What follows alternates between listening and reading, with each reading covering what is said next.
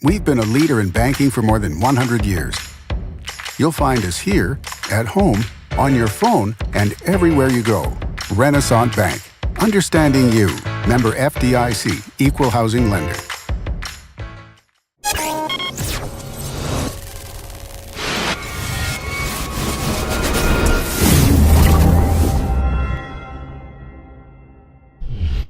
Sponsored by Renaissance Bank. Good morning and welcome to Daily Journal Newsbreak, sponsored by Renaissance Bank. Today's Thursday, August 16th, and I'm your host, Elizabeth Walters. We're going to take a look at today's top news and sports headlines across Northeast Mississippi, but first, a look at your weather forecast.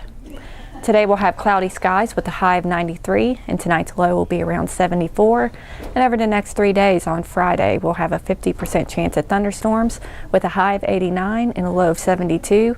Saturday is 60% chance of thunderstorms with a high of 89 and a low of 71.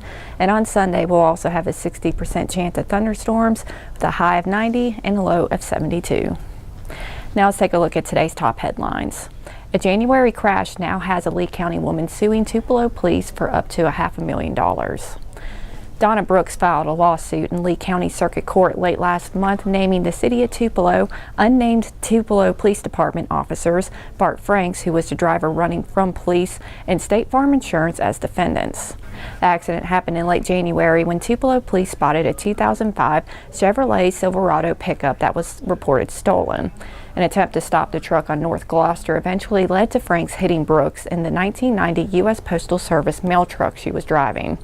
The lawsuit claims the officers recklessly initiated a dangerous high-speed pursuit without probable cause to believe the driver had committed a felony. Brooks states she suffered multiple serious and disabling injuries, citing medical bills, loss of earning, mental anguish, and loss of quality of life. Tupelo Police Chief Bart Aguirre said the department's pursuit policy takes into consideration several things, including road conditions, traffic, time of day, and the seriousness of the crime when considering whether or not to initiate a pursuit. Brooks is represented by Memphis-based attorney Adam Johnson. And hoping to avoid future tax increases, the city's spending on infrastructure improvements will decrease over the next year as Tupelo leaders manage debt payments. Mayor Jason Shelton's administration presented the City Council with a draft budget for capital spending during the next fiscal year, and while it is stripped down, the plan still makes room for some big-ticket spending on things like road paving and neighborhood revitalization. Budget documents show about $16 million was appropriated for capital spending this year. By contrast, about $3 million in new money will be allocated for capital spending during the next fiscal year. During this year, the city agreed to pay police officers around $850,000 in unpaid overtime wages following an investigation by the U.S. Labor Department, and that is what's causing some of the change for the next fiscal year. Street repair is set to receive $1.7 million in funding, while neighborhood revitalization will receive about $250,000. And Toyota unveiled its Hope After School program that will benefit at-risk teens in Pontotoc. Toyota is partnering with Transforming Lives Ministries, where the 10-month program will be held. External Affairs Manager for Toyota Mississippi, Catherine Ragsdale, said the company was looking to invest in the area since Toyota does not receive many requests for kids programs from nonprofits in Pontotoc. Leah Morrison, who's the Executive Director and Curriculum Coordinator for Hope, said the program is a community effort to raise up the youth and give them social and educational opportunities. The Mississippi Young Professionals Group will mentor students in the program. And Core Cycle and Outdoor donated 50 bikes and helmets and will help train each student in the program. Hope After School will take place Monday through Friday from 3 to 6 p.m. during the school year. Students ages 13 to 18 currently enrolled in Pontotoc City or county schools are eligible to participate.